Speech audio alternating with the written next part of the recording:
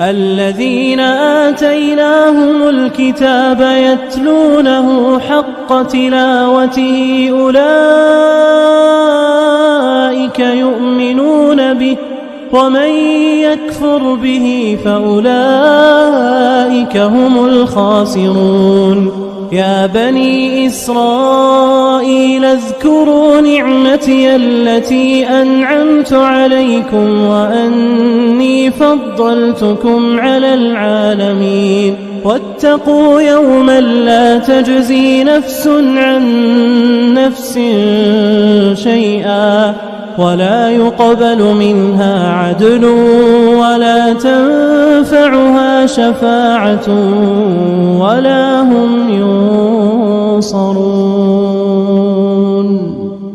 وإذ ابتلى إبراهيم ربه بكلمات فأتمهن قال إني جاعلك للناس إماما قال ومن ذريتي قال لا ينال عهد الظالمين. وإذ جعلنا البيت مثابة للناس وأمنا واتخذوا من مقام إبراهيم مصلى وعهدنا إلى إبراهيم وإسماعيل أن طهرا بيتي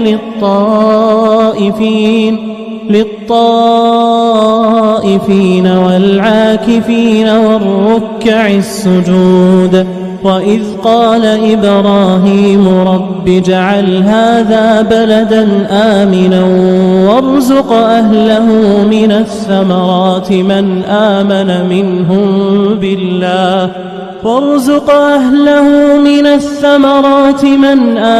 منهم بالله واليوم الآخر قال ومن كفر فأمتعه قليلا ثم أضطره إلى عذاب النار وبئس المصير. وإذ يرفع إبراهيم القواعد من البيت وإسماعيل ربنا تقبل منا إنك أنت السميع العليم. ربنا واجعلنا مسلمين لك ومن ذريتنا أمة مسلمة لك وأرنا مناسكنا وتب علينا إنك أنت التواب الرحيم.